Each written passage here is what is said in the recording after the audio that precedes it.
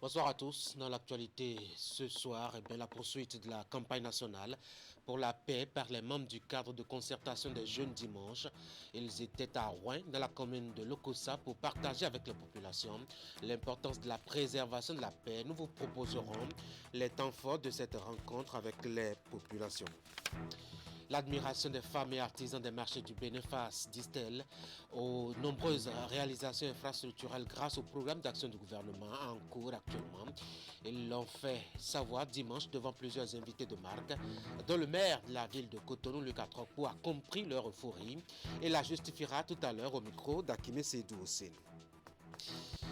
Il n'y a pas que les femmes qui sont admiratives, Même les écrivains s'y mettent aussi. Un livre commis aux réussites de l'homme est déjà dans les librairies. Patrice Talon ou les fleurs de l'espérance, c'est le titre du recueil de poèmes d'Osseni Aya. Un peu de poésie pour finir, c'est terminé. Ce 19h30. C'était les titres. Vous êtes bienvenus aux nouvelles de Cotonou. Bonsoir. La paix pour commencer, c'est le mot de l'actualité ces derniers temps. Il a été suffisamment prononcé dimanche à Rouen, dans la commune de Lokossa. C'est à l'occasion de la journée de sensibilisation initiée par les membres du cadre de concertation des jeunes. Rouen était donc l'une des étapes de la tournée nationale qu'ils ont initiée à ce propos. Voici le compte rendu de Geoffroy Messon.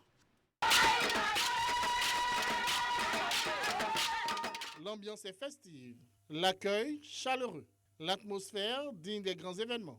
La Maison des Jeunes de Rouen accueille l'instant de la mi-journée du dimanche 21 mars 2021 une délégation de haut niveau du cadre de concertation des jeunes CCJ. En tournée nationale, cette délégation conduite par Laurent Zomaï, assistée pour l'occasion de Janvier Soumanou Adodo, est ici porteuse d'un message. Nous sommes aujourd'hui ici en tant que messagers de paix. Vous savez, si dans votre maison il n'y a pas la paix, vous ne pouvez rien faire. C'est pour ça que le CCJ a choisi de passer dans toutes les contrées du Bénin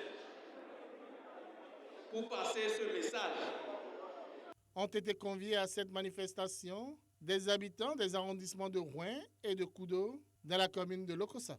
Avant cette étape, les responsables du CCJ étaient il y a de cela quelques semaines dans l'arrondissement de Ouéréméadja. Une manière pour le CCJ d'œuvrer à l'organisation d'un scrutin apaisé.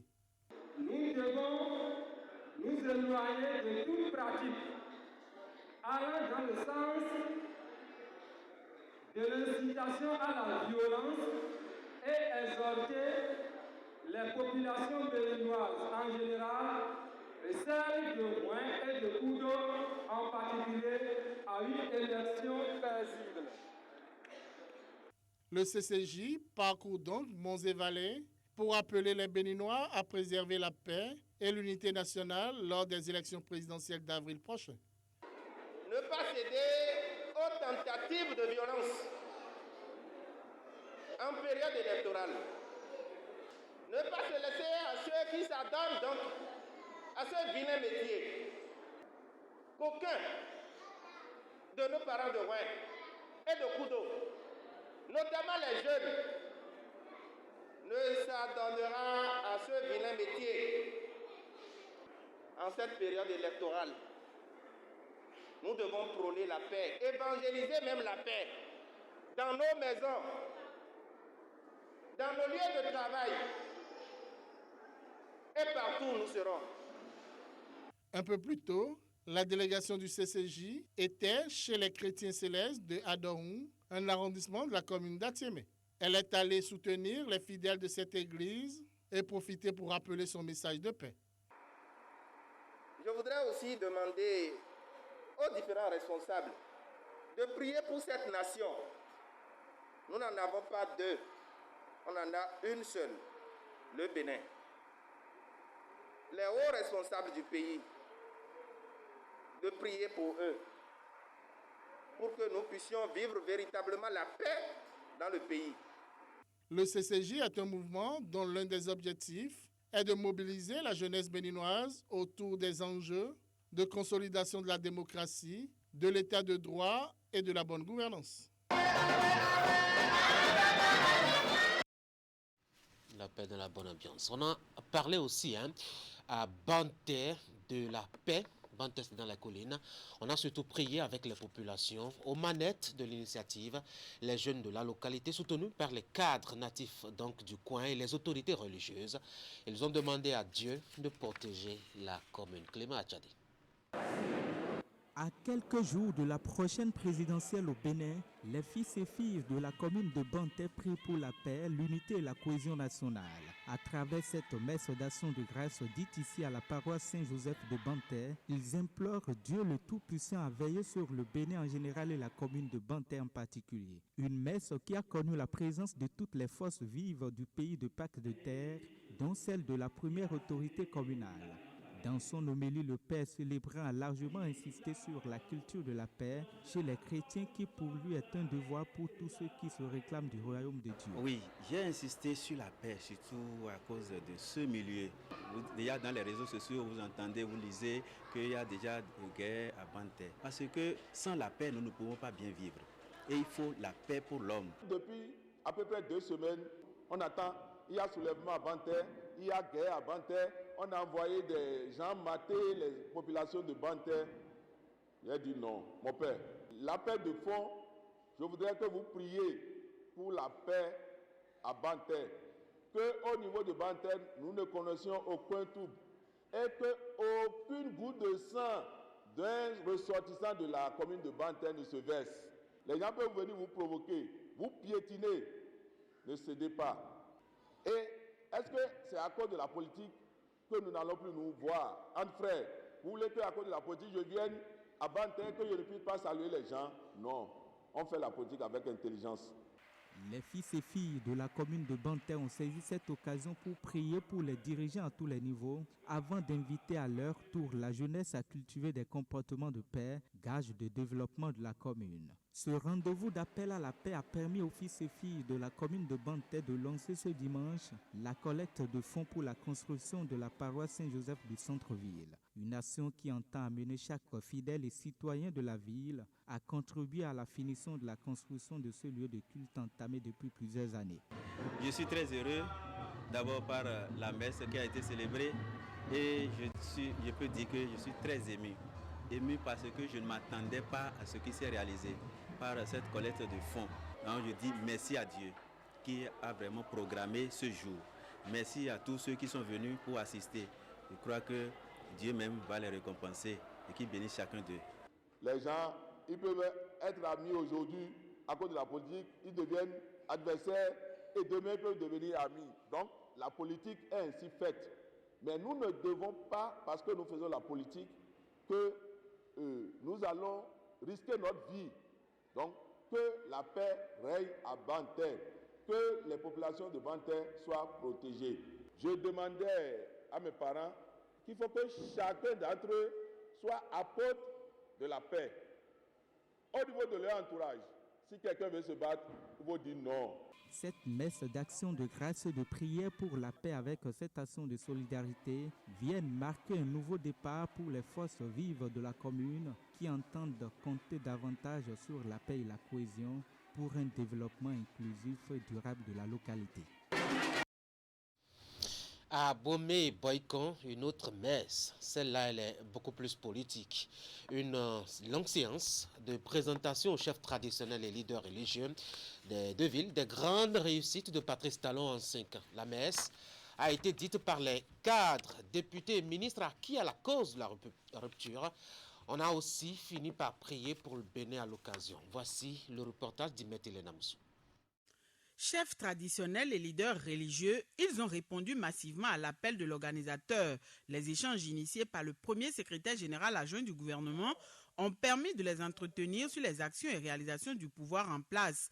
Animés par des orateurs choisis parmi les députés, ministres et cadres à divers niveaux, les communications ont été axées sur les avancées enregistrées ces 5 dernières années dans le pays.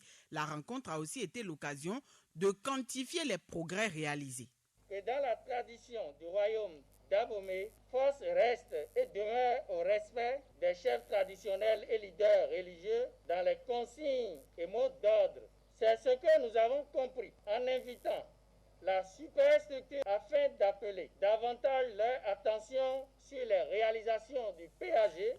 Placé sous la houlette de Sa Majesté Dada Dako Donou Pogwemambou, le thème retenu pour les échanges est intitulé PAG, progrès et paix.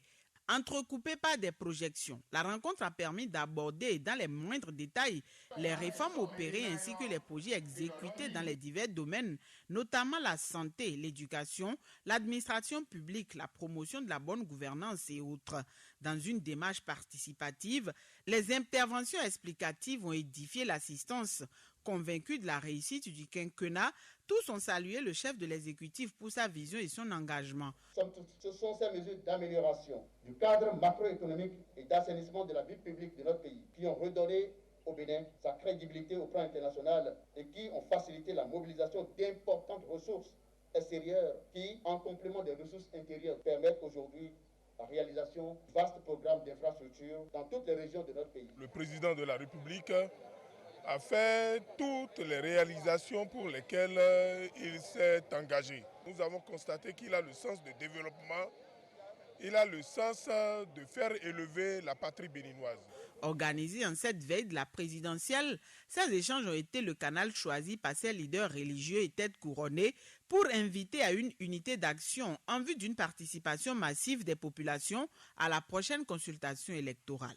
Nous allons demander aux populations de se lever pour aller voter massivement pour que le taux de participation aux élections présidentielles soit très élevé. Occupant une place de choix dans l'histoire, les chefs traditionnels ont aussi prié pour que les opérations de vote du 11 avril prochain se déroulent dans la paix, la quiétude et la convivialité.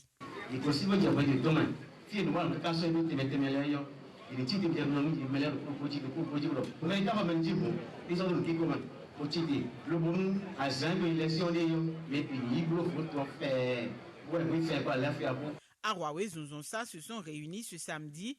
Leaders religieux et chefs traditionnels venus des communes d'Abomey et de Boycon.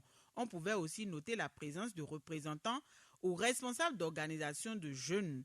Tous ont reconnu que les différentes initiatives prises lors du quinquennat ont permis de transfigurer le pays. Les invités à ces échanges ont été appelés à porter la nouvelle aux autres, mais aussi à poursuivre les sensibilisations en vue d'une élection apaisée. Pour la présidentielle prochaine, certains ont fait un pari. Faire sortir massivement la population pour un fort taux de participation. Il s'agit des membres d'un très prochain parti politique qui projette une participation de 75%, s'il vous plaît. Ils travaillent d'ailleurs à cela à travers un projet ainsi justement dénommé Initiative 75%. Ils en ont dit un mot officiellement tout dernièrement à Abomey-Calavi lors d'une sortie. Reportage. Citoyens responsables, citoyens votants, initiative 75%, ainsi dénommée l'opération lancée par le Bénin en marche ce dimanche depuis la salle du peuple de la mairie d'Abomey-Calavi. Qu'est-ce qui est derrière 75%? Aujourd'hui, Calavi aura sa part de compréhension. Le parti politique en gestation, pour avoir entrepris le 13 mars dernier les formalités de mutation, entend travailler à un fort taux de participation d'électeurs au scrutin du 11 avril prochain. On dit que qui n'avance pas recule. Et lorsqu'on avance, c'est qu'on fait mieux que ce que l'on a fait jusque-là. Donc quand une élection vient et que le taux de participation ne dépasse pas ce que nous avons fait jusque-là, ça veut dire que collectivement, nous avons échoué. Et nous ne sommes pas un pays d'échecs, n'est-ce pas? Nous sommes un peuple de gagnants. Et parce que nous sommes un peuple de gagnants, nous allons faire en sorte que le taux de participation à la prochaine élection présidentielle, en l'occurrence celle du 11 avril prochain, soit un taux de participation record pour que, comme cela a toujours été le cas dans notre pays, les moments d'élection soient des moments de fête.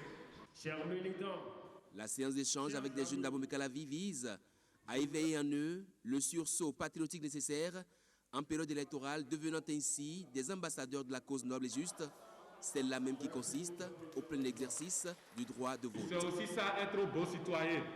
C'est respecter les règles et les lois de la République. Donc une fois que la campagne sera lancée le vendredi prochain à 0h, nous allons chacun défendre nos candidats, défendre nos idéaux, défendre nos opinions dans le respect des autres. Puisque nous ne sommes pas tous obligés de réfléchir ou penser de la même façon, n'est-ce pas? C'est ça la démocratie. Mais nous allons privilégier la force des arguments et non l'argument de la force. Première d'une série d'échanges avec la jeunesse béninoise, tous bords confondus, le rendez-vous d'Abomey Calavi aura permis de lever le voile sur bien des incompréhensions. Une jeunesse bien informée, gage de bonnes pratiques pour le choix de leaders, à même d'agir véritablement au nom et pour le compte du peuple. Les femmes et artisans du Bénin, des marchés du Bénin, vous parlent maintenant des réalisations de Patrice Talon en 5 ans. Ils sont admiratifs et l'ont dit à travers une cérémonie officielle tenue dimanche. À travers leur creuset baptisé Force Femmes, il y avait comme témoin de leur déclaration d'admiration plusieurs cadres de la rupture et surtout, le parrain du mouvement, le maire Lucas Tropo de la ville de Cotonou, Akimi Sidou aussi. Ce qui nous réunit ici à la salle bleue du palais des congrès de Cotonou revêt une importance capitale. Des indicateurs repères, c'est la salle bleue du palais des congrès de Cotonou. C'est le 21 mars 2021, c'est Luc Setondi Atropo, maire de la commune de Cotonou, qui est estampillé parrain de l'événement. Et c'est l'honorable Mariam Talata Chabizime Yerima, députée à l'Assemblée nationale, première vice-présidente de l'institution parlementaire et invitée d'honneur.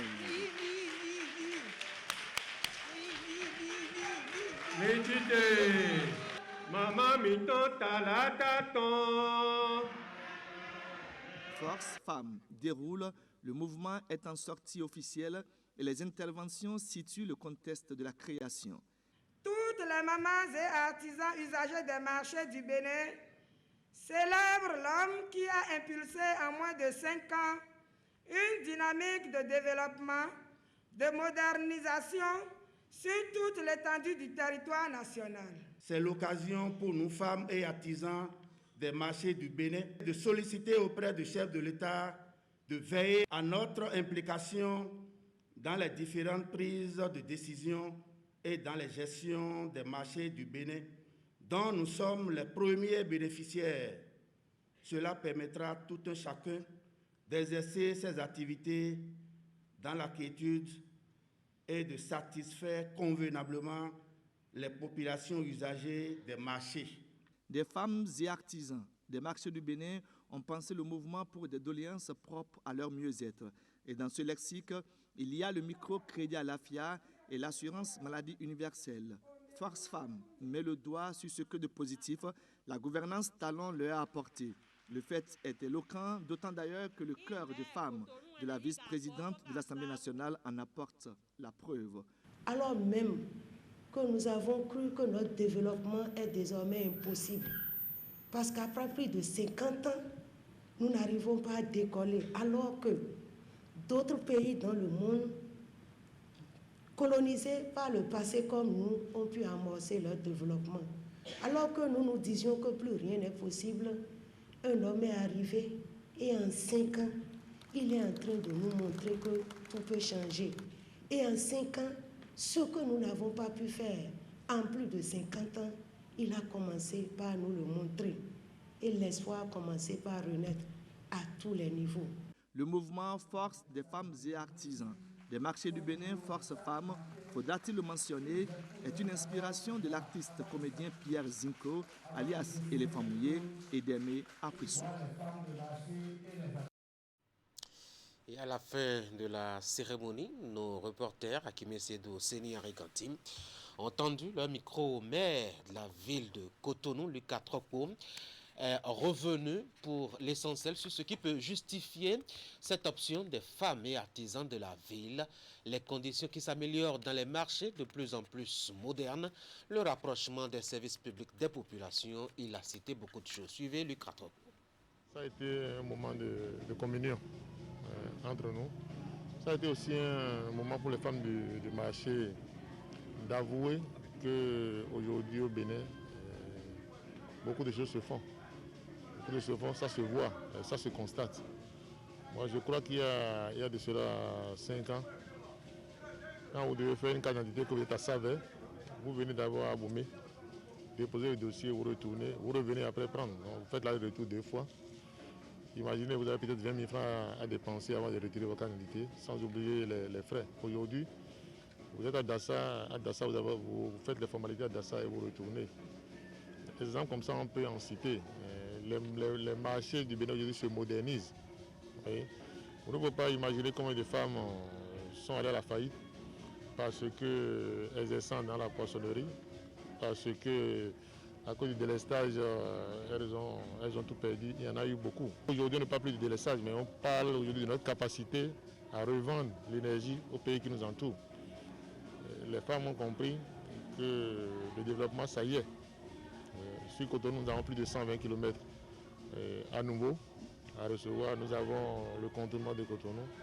Nous avons Verdecor, le canal Verdecor qui s'est transformé. Nous avons des tas de choses qui vont changer au point où celui qui viendra au Bénin dans 5 ans, s'il n'est pas venu il y a quelques années, pourrait ne pas se retrouver. Je crois que ça, c'est la volonté d'une personne que nous devons accompagner. J'ai été heureux que les femmes aient accepté et accompagné. On doit avoir constaté que les réformes ont plu aux Béninois. On doit avoir constaté que le développement, effectivement, ça y est. Les étudiants de la première promotion du centre de formation et d'initiation au métier de l'audiovisuel Fraternité FM à Parakou étaient en sortie pédagogique dans le centre du Bénin, notamment au centre de formation multidisciplinaire pour la promotion de l'entrepreneuriat des jeunes à Abomey, une sorte d'immersion et de découverte pédagogique et professionnelle, mais aussi culturelle et historique, puisqu'ils en ont profité pour visiter aussi le musée historique de la ville. Imet Hélène Amoussou. Une trentaine, 16 étudiants du CEFIMA, le centre de formation et d'initiation au métier de l'audiovisuel de Fraternité FM Parakou, sont en sortie pédagogique. Initié par les responsables, le déplacement sur Abomey va permettre à ces jeunes de vivre certaines réalités sur le terrain et partager des expériences avec leurs pairs. Dans les locaux de la radio Royal FM, première escale du groupe, les étudiants ont visité les installations. Ils se sont aussi imprégnés du fonctionnement de chaque compartiment de la station.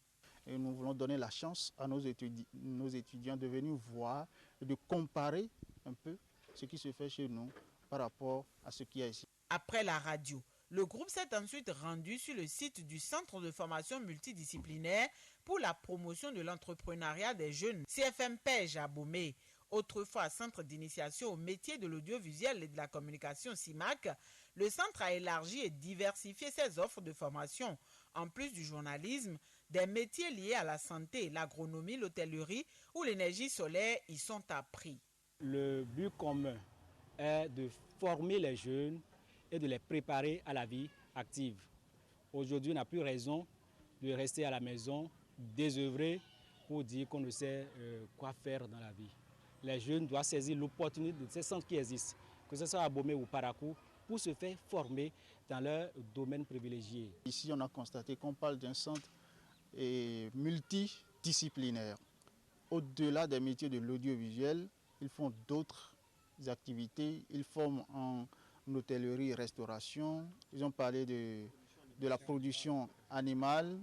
Ils ont parlé également des options liées à la santé, auxiliaires en pharmacie et tout ça. Donc nous, on n'est pas encore à ce niveau. Nous, on est pour le moment au niveau des métiers de l'audiovisuel, le journalisme et tout ce qui tourne autour.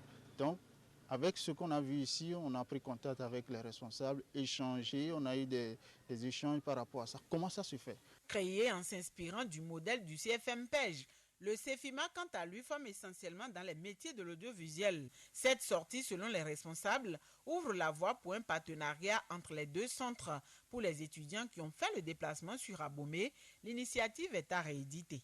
Et après cette visite, je peux dire que c'est une satisfaction totale. Parce qu'on a eu la chance de visiter une autre radio et de voir tout ce qui se passe.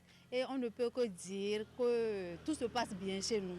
Ce que nous faisons, c'est pour aider aussi les populations. Vous savez, la lutte contre le chômage passe par une formation. Il faut que des gens puissent prendre la lourde responsabilité d'initier ces choses. L'État seul ne suffit pas pour faire tout.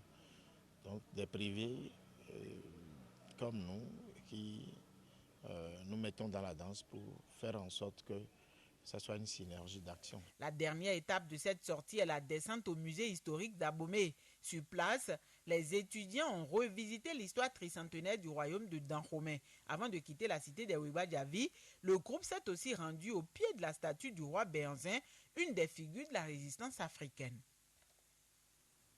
Voilà, et on va finir maintenant par de la poésie. De bons vers aux allures géographiques publié par Oseni Yaya. Le titre, Patrice Talon ou les fleurs de l'espérance, un recueil de poèmes dédié aux actions du gouvernement de celui dont il retrace la vie.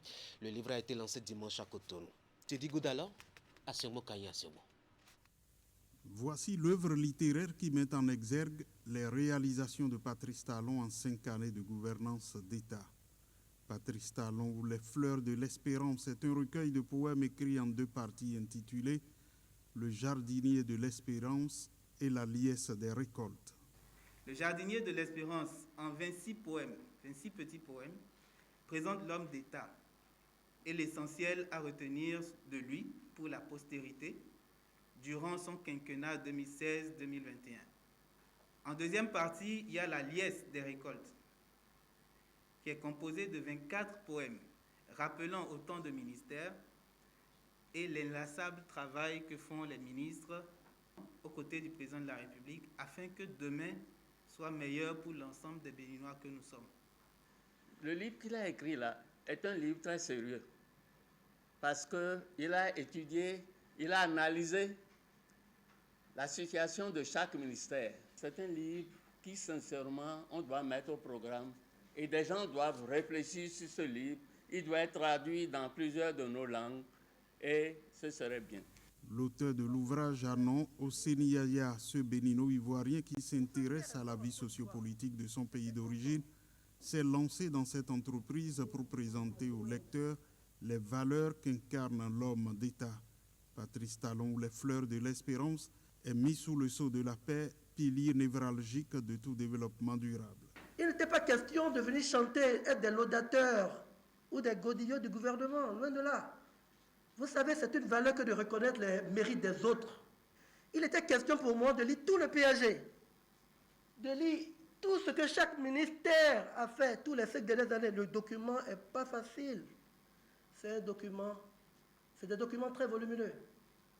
Je me suis renfermé et pendant des mois, j'ai résumé en poésie. Parce que l'ouvrage Patrice Talon, les fleurs de l'espérance, c'est le PAG en poésie, parce qu'il n'y a pas meilleur genre littéraire pour passer les émotions. Le livre vient donc mettre une lumière sur l'action gouvernementale à travers les 24 ministères. Un parchemin de la paix signé par tous les participants et sera également envoyé à tous les ministres pour l'apposition de leur signature, signe d'engagement de promotion de la paix. Mesdames et messieurs, c'est la fin de ce journal. Nous avons parlé de la paix à Ouin, Bantay à Bomé. Appel à la paix mêlé de prières pour supplier Dieu de protéger le Bénin. Les acteurs sont variés pour ce soir. Jeunes, Alokosa, cadre et acteur majeur de la vie publique à Bantay, sages et notables et acteurs politiques de premier plan à Bomé. Nous avons aussi parlé des réalisations de Patrice Talon en 5 ans et de l'admiration de plusieurs acteurs pour le chemin parcouru. Les femmes des marchés, les artisans, les jeunes et même des poètes, écrivains. Un recueil de poèmes revient sur les différents éléments du PAG et se promet de les faire mieux connaître au public. Voilà, c'est tout pour ce journal. Merci d'avoir été là. Vous passez une excellente soirée. Bonsoir.